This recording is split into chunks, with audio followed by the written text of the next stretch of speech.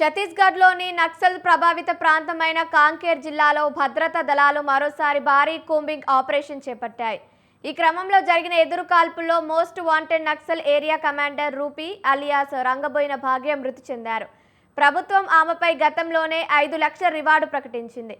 చోటే Bettiah police station పరిధిలోని అటవీ ప్రాంతంలో మావోయిస్టులు సంచరిస్తున్నారన్న పక్కా సమాచారంతో భద్రతా దళాలు సెర్చ్ ఆపరేషన్ ప్రారంభించాయి. ఈ క్రమంలో మావోయిస్టులు ఎదురుపడటంతో ఇరు వర్గాల మధ్య భీకర కాల్పులు జరిగాయి.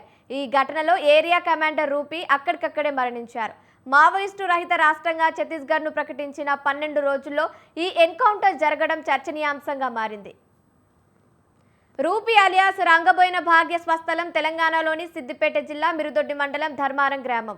సుమారు 46 ఏళ్ల వయసున్న ఆమె 2004లో మావోయిస్టు పార్టీలో చేరారు. తొలుత ఉమ్మడి ఆంధ్రప్రదేశ్, ఆ తర్వాత అబూజ్మాడ్ ప్రాంతంలో పనిచేశారు. ఇటీవల ముఖ్యమంత్రి రేవంత్ రెడ్డి సమక్షంలో జరిగిన లొంగుబాట్ల సందర్భంగా తెలంగాణలో ఇంకా క్రియాశీలకంగా ఉన్న మావోయిస్టుల జాబితాను డీజీపీ విడుదల చేయగా అందులో రూపీ పేరు కూడా ఉంది. తెలంగాణకు చెందిన మిగిలిన 5గురు మావోయిస్టులలో ఆమె కూడా ఒకరు. రైట్గా దీనికి సంబంధించి మరిన్ని అప్డేట్స్ మా ప్రతినిధి శ్రీనివాస్ ఫోన్ ద్వారా అందిస్తారు. చెప్పండి శ్రీనివాస్.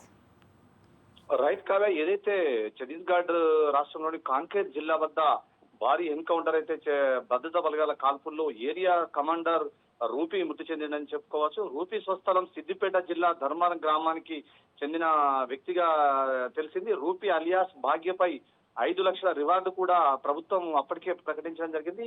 ఇప్పటికే మావోయిస్టు రహిత రాష్ట్రంగా ప్రకటించిన ఛత్తీస్గఢ్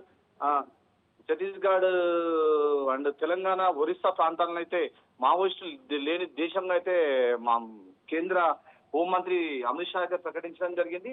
ఇప్పుడు మరోసారి భద్రతా దళాలలో కుంబింగ్ మావోయిస్టు పూర్తిగా సరెండర్ కాలేదని స్పష్టమైతే అయింది. ఇదే ఛత్తీస్గఢ్ సరిహద్దుల్లోని పూర్తిగా తెలంగాణ మరియు మహారాష్ట్ర సరిహద్దుల్లో అటవీ ప్రాంతాల్లో మావోయిస్టులు నక్సలైట్లు ఉనికి తుడిచిపెట్టిన భారత భద్రతా దళాలు అయితే చేపట్టిన ఆపరేషన్ కగారో దాదాపు తుది దశకు చేరుకుందని చెప్పుకోవచ్చు. వ్యూహాత్మకంగా తీవ్రవాద వ్యతిరేక ఆపరేషన్ లో భాగంగా 2025-26 మధ్య కాలంలో అనేక మంది అగ్రనేతలు, దళ కమాండర్లు హతమయ్యారని చెప్పుకోవచ్చు. ఇదే నేపథ్యంలో చాలా మంది మావోయిస్టులు, మహిళా మావోయిస్టులు కానీ, ఇటు కేంద్ర కమిటీ సభ్యులు కానీ, డీసీఎం సభ్యులు కానీ అందరూ కూడా లొంగిపోయిన పరిస్థితులకు ఉంది. ఆపరేషన్ కగారు ముఖ్య లక్షణాలు అయితే మావోయిస్టు ప్రభావిత ప్రాంతంలోని వారి సామర్థ్యాన్ని, నాయకత్వాన్ని మరియు సాయుధ దళాలు పూర్తిగా నిర్వీర్యం చేయడమే లక్ష్యంగా చేపట్టడం జరిగింది.